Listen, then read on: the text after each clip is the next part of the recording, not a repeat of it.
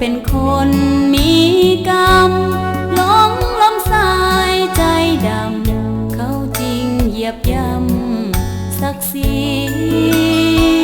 สูญสิ้นทุกอย่างเหลือเพียงกลางป่าแดดข้างปี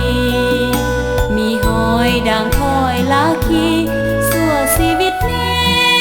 สิ้นหวัง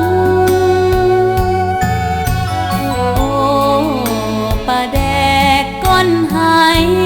เขากินแล้วแนงนายเหลือเพียงกางไว้หน้าสั่งอ้ายหวังดีต่อยังเฝ้ารอหักบ่จืดจาง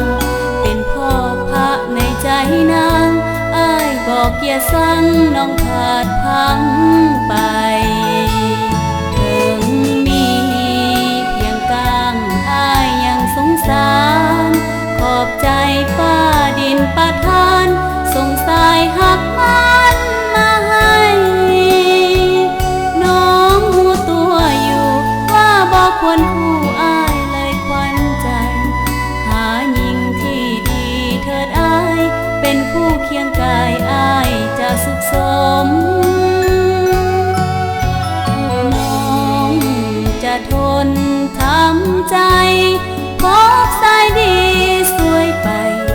บอกควรดึงอายให้จมขอเธอทูลอายด้วยใจ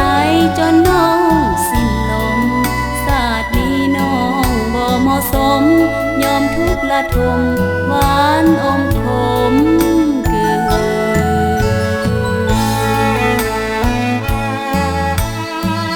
เชี่ยวมันที่สุดที่จะให้ใส่กำลัง